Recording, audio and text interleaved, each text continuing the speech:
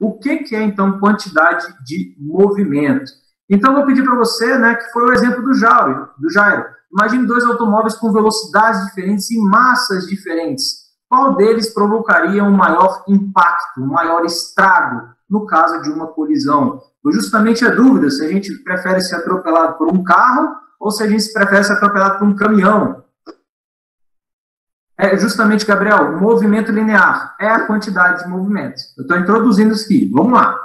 Então, tinha um cara chamado René Descartes, né? Ele é da base de 1500 e pouco, então já tinham descoberto o Brasil, e esse camarada aí, até charmoso, né? Cabelinhos aí, tem umas madeixas bonitinhos, ele fez um monte de experimento tentando definir o que seria essa quantidade de movimento. Ele estava tentando definir, assim como Newton, o que era o movimento, o que fazia o movimento, né? Então, ele começou a fazer um monte de colisão pequenininha, né? Ele pegava uma bolinha, batia com a outra bolinha e via que o movimento ele era transferido de um para o outro, né? E aí ele fez um enunciado, né? Ele fez um enunciado que falava assim, ó: a primeira causa do movimento, a mais importante, a mais universal, é Deus, que em sua onipotência criou a matéria em movimento e em repouso. A quantidade de movimento colocada por Deus no ato da criação nunca pode ser mudada. Aí você pensa, como assim? Ele pensou o seguinte: se eu tenho uma bolinha, né, e essa bolinha bate na outra, esse movimento da bolinha ela está sendo transferida. Até quando?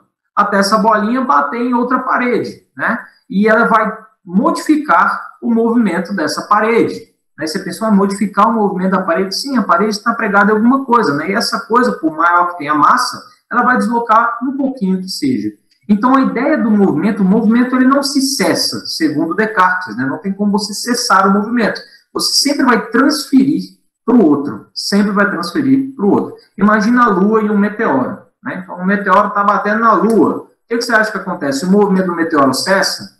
Não. A Lua se desloca um pouquinho, muito pouco, né? Mas se desloca? Se desloca. O movimento é transferido para a Lua. E assim por diante, beleza? Então, sempre o movimento vai ser transferido para o outro corpo. E foi por isso que Descartes falou, Deus colocou a quantidade de movimento. Porque ela não pode ser, né, deixada, ela não pode deixar de existir. E aí, esse conceito ficou um bom tempo, né? E é isso que ele queria definir como quantidade de movimento. Repara que é um conceito parecido com energia, né? Eu coloquei aqui embaixo, ó, assim como o conceito energético, não pode ser criado ou destruído, sempre é transferido de um corpo para outro. A maneira que ele tinha para explicar seria, né, justamente a existência de Deus, que Deus também não pode ser destruído, não pode ser criado, né? Sempre existiu, sempre vai existir. Muito bem, Gabriel, está muito próximo ao conceito de energia cinética. Inclusive, teve uma discussão entre dois cientistas para saber se era a energia cinética aquela que define o que é o movimento, ou se é a quantidade de movimento, a velocidade que vai ser definida pela quantidade de movimento em si. O momento linear é definido, então, em relação entre a massa e a velocidade de um corpo. Professor. Oi, pois não, Arthur? Vou ter um macete aqui, ó.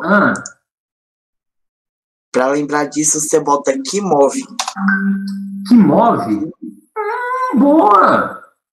Caraca, nunca tinha pensado nisso. É porque tem a ver com movimento, né? Que move. Caraca, adorei. Então tá aí, pessoal. Olha só, a quantidade de movimento que move. Essa eu vou anotar para sempre. Valeu, Arthur. Ótimo, gostei. Então, quantidade de movimento é definido pela massa do corpo e pela sua velocidade. Vamos continuar? Está dizendo aqui, ó, que é uma relação vetorial. Tudo bem? E ela aponta para a mesma direção que a velocidade. Então, para onde aponta a velocidade do corpo, para lá também aponta a quantidade de movimento. Que é meio óbvio, né? Para onde que o corpo se movimenta? Para onde ele tem uma velocidade. E aí, galera, como é que ele chegou nessa relação? Né? Como é que Descartes chegou nessa relação aí? Na verdade, isso é um conceito moderno da nossa interpretação a respeito do que Descartes falou. Ele falou uma coisa assim, ó, um corpo com certa velocidade e outro 2 vezes maior, mas com metade da velocidade, tem a mesma quantidade de movimento. Então, ele viu lá, quando ele estava batendo as bolinhas, que um corpo que é 2 vezes o tamanho, né, ou seja, com a massa 2 vezes maior, ele se movimenta com metade da velocidade que é transferida para outro corpo. né, que é, no caso, 2 vezes menor, né, a massa é 2 vezes menor, e a velocidade aí vai ser, no caso, o dobro, tudo bem? Então, existe essa relação, são inversamente proporcionais. Quanto maior é a velocidade, menor é a massa. Vocês já repararam que os lançamentos dos foguetes, eles vão deixando peça para trás? A ideia do foguete atingir uma velocidade maior é reduzindo a sua massa. Então, à medida que ele vai deixando o pedaço para trás, né, que é o primeiro estágio, o segundo estágio, o terceiro estágio, ele vai reduzindo a sua massa e, assim, aumentando a sua velocidade, que é a intenção do foguete. Ah, tá fazendo sentido agora, pessoal?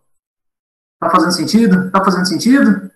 Não é à toa que o foguete vai deixando o pedaço para trás, né? Por quê? Porque ele vai diminuindo a massa dele e vai aumentando a velocidade dele. Quanto menor é a massa, maior é a velocidade. Reparem, quem é que tem maior quantidade de movimento? Né? Na saída lá do sinal, quem é que sai primeiro? Quem é que sai na frente? A moto ou o caminhão? A moto, né? A moto sai na frente. Não é porque eles andam no corredor, não, pessoal. É porque a massa deles é menor, então a velocidade vai ser maior. Simples assim. É mais fácil você modificar a quantidade de movimento. Já o caminhão, que a massa é maior, a velocidade vai ser menor. E assim, vocês entenderam aí, né, a ideia, né? Então, vamos lá. Descartes... Ah, sim, eu esqueci de falar aqui embaixo, né? Esse negócio da criação divina, né? Por que Descartes estava tão ligado a Deus, né? Veio um camarada chamado Leibniz, que é esse bonitão aí, né? Leibniz, ele falou, ele sugeriu, né, que a verdadeira quantidade de movimento é uma coisa que ele chamou de força viva. E o que é essa força viva? É o que a gente entende hoje por energia cinética. E aí começou a discussão entre o que é, qual que é a forma adequada de se medir o movimento. Porque esse conceito aqui de Leibniz, ele é um conceito energético. É energia cinética, né, que a gente acabou de estudar atrás. Aí você pensa assim, como é que eu estou estudando de novo quantidade de movimento, sendo que a gente já tinha definido que movimento é a energia cinética. O João Pedro está perguntando se a CAN está ligado. Tá não. É onde eu sei, não tá não. Vamos para frente? Bora lá.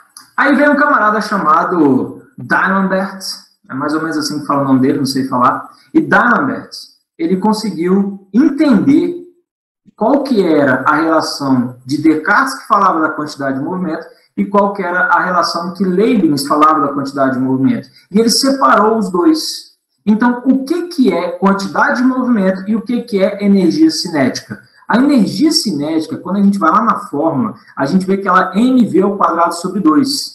E que isso está ligado ao trabalho de uma força, quando a gente faz um deslocamento da força. Lembra que eu falei que o trabalho e a energia são a mesma coisa?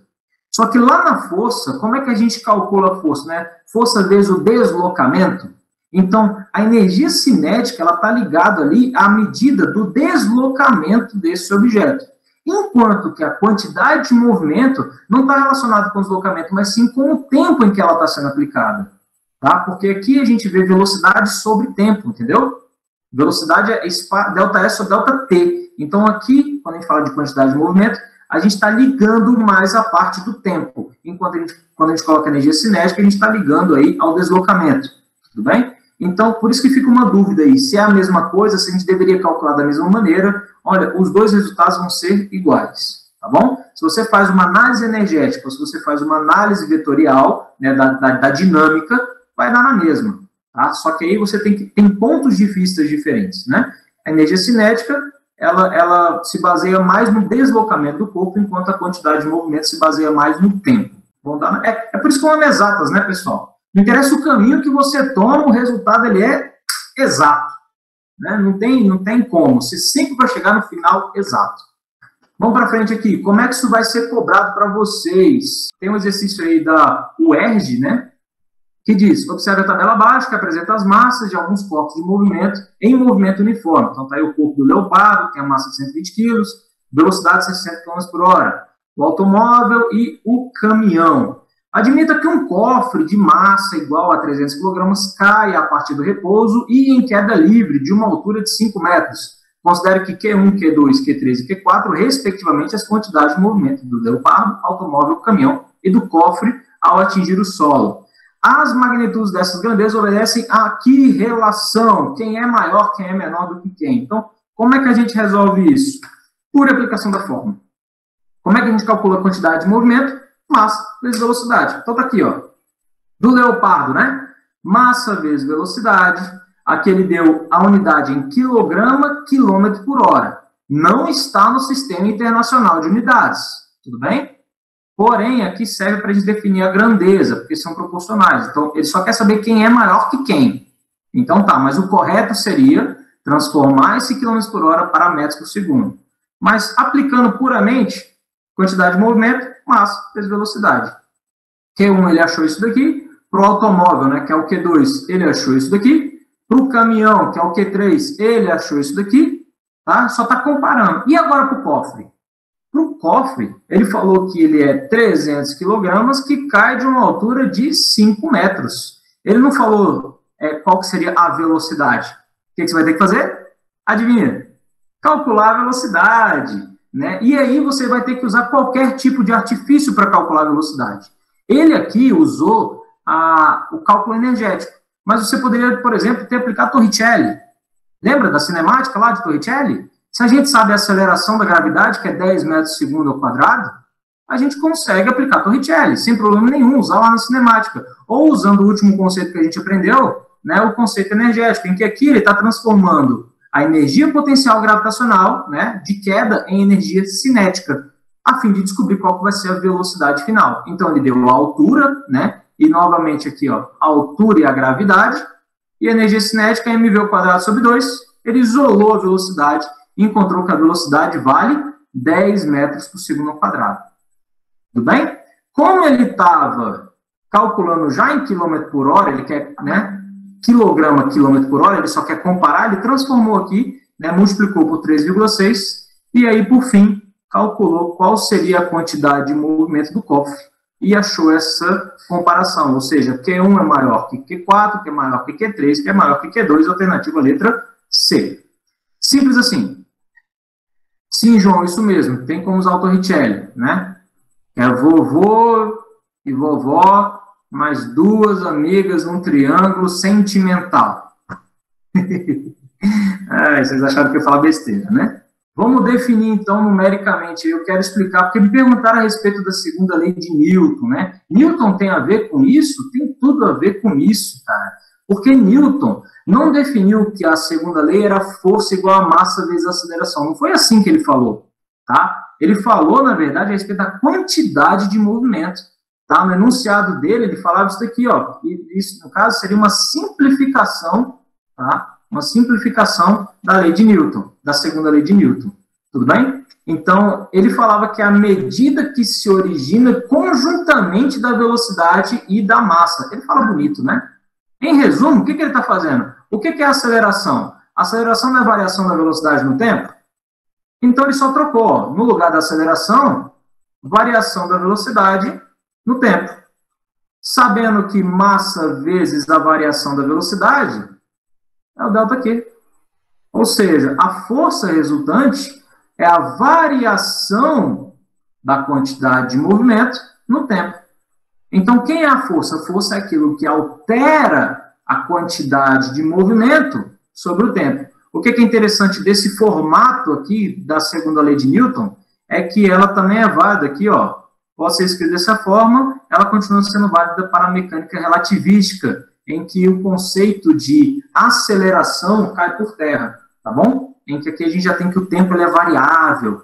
Então, a aceleração a gente não pode falar lá na mecânica da relatividade, mas isso é lá no terceiro ano em física moderna, tá? Não se preocupa muito com isso daqui, não. Beleza? Essa é só uma curiosidade aqui, para vocês entenderem se Newton estava certo ou estava errado. Na verdade, o enunciado de Newton foi colocado com relação à quantidade de movimento. Isso, Rafael, velocidade da luz, né? Então, aqui ele já relaciona aí com a velocidade da luz do objeto. Beleza? Vamos para frente. Então, tá aí, né? Vamos relacionar agora. A gente sabe o que é impulso e sabe o que é quantidade de movimento. E existe uma relação entre os dois. E qual seria essa relação entre os dois? Olha que bonito aqui o que Descartes falou, né? O impulso resultante das forças que agem sobre um ponto material num certo intervalo de tempo provoca a variação da quantidade de movimento desse ponto no mesmo intervalo de tempo. Ele está tentando relacionar impulso com quantidade de movimento. Eu vou tentar fazer isso aqui para o Mathematics, eu acho que vai ficar mais simples. Impulso não é força vezes o tempo? E força não é massa vezes aceleração? Então, no lugar do F aqui, eu vou colocar, ó, no lugar do F, tá aqui na fórmula, eu vou colocar massa vezes aceleração. Então, até agora, de boa, né? Até agora, de boa.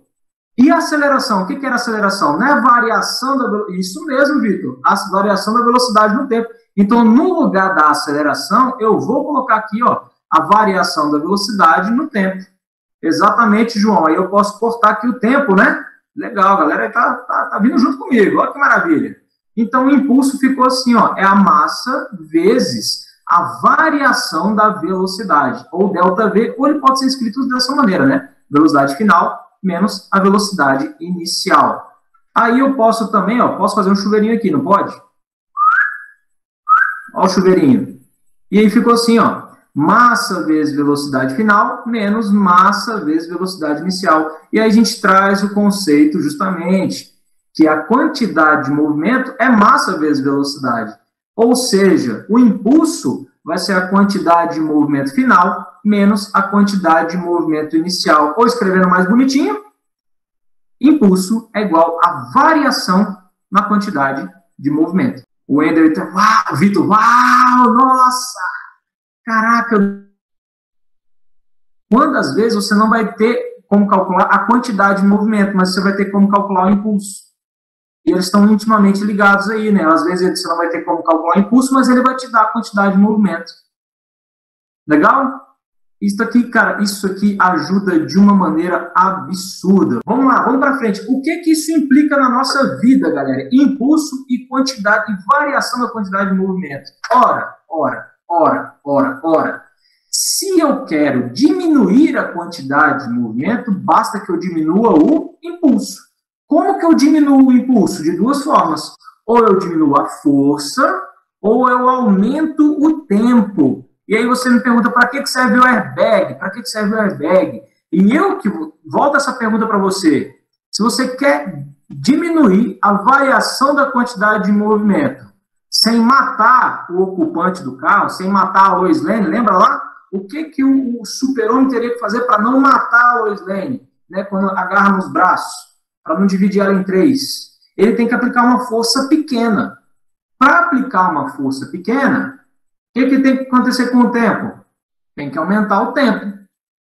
Para variar a quantidade de movimento ser igual. A variação da quantidade de movimento ser igual, né? Isso é um impulso.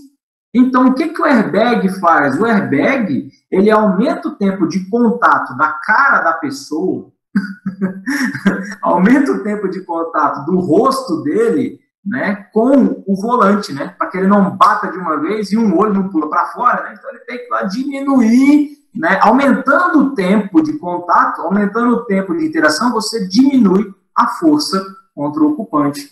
E aí eu volto aí para você, né, por que tem pneu ali do lado, né, quando o carro vai bater, né?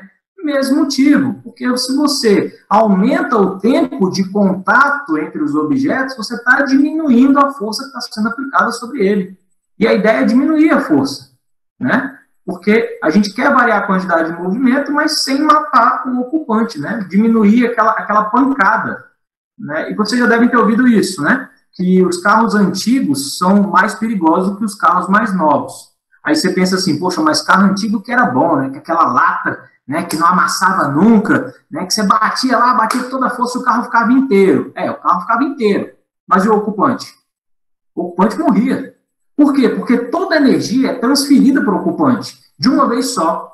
O que acontece nos carros mais novos, né? Que ele é feito de plástico, né? É feito aí de qualquer coisa ele amassa fácil. A ideia é essa mesmo, que a energia consiga modificar o carro e essa energia não é transferida para o ocupante. Isso do ponto de vista energético, né? Agora vamos para o ponto de vista da variação do movimento. O que a gente faz para diminuir a variação do movimento? A gente aumenta o intervalo de tempo em que está sendo aplicada essa força. Ou seja, a força vai modificando ali o carro, amassando o carro para não amassar a testa do ocupante. Tudo bem? Mole, mole, fácil, fácil. Estou finalizando a minha aula. Como é que isso vai ser cobrado para você? Tá um exercíciozinho fácil. Vai ser assim, ó. Um avião a jato voa a 900 km por hora. Um pássaro de 2 kg é apanhado por ele. Pum, chocando-se perpendicularmente com o vidro dianteiro inquebrável da cabine. Muito bem. Que força é aplicada no vidro se o choque dura 1 milésimo de segundo? E isso acontece bastante, tá? O pássaro bater ali na cabine do avião. Como é que a gente resolve isso? Equacionando os dois. Ele só me deu a massa do pássaro, né? A massa do avião, tudo bem? E o tempo, né? E o tempo. Então, veja que o conceito ali, né? Ficou faltando um conceito aí, né? Da velocidade, não é isso? Então, ele aplicou aí a variação da quantidade de movimento. Então, simples assim. Impulso, variação da quantidade de movimento. Impulso é a força vezes o tempo, em que ele me deu aí o tempo, né? Que é 1 milésimo, ou seja, 1 vezes 10 a menos 3 segundos. Basta dividir por 1000, né? Que é o que ele está fazendo aqui. Né? A massa do bendito aí, ó. Massa da ave aqui, ó. 2 kg. Tudo bem?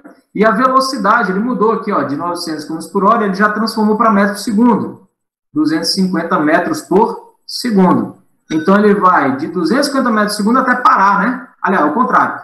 A ave, ela vai de 0 até 250 metros por segundo, de repente. Então, velocidade final, 250 metros por segundo, velocidade inicial, 0. Então, tá aqui a força de impacto, 5 vezes 10 a quinta newton. Você acha que a ave vai sobreviver a quase 500 mil newtons de força sendo aplicada sobre ela? Tadinho do pato, né? Infelizmente. Agora, se esse tempo fosse muito grande, se ao invés de menos 3 fosse um mais 3, essa força iria diminuir. Tá vendo? Quanto mais aumenta o tempo, menor é a força aplicada. Foi? Senhoras e senhores, muito obrigado por essa aula.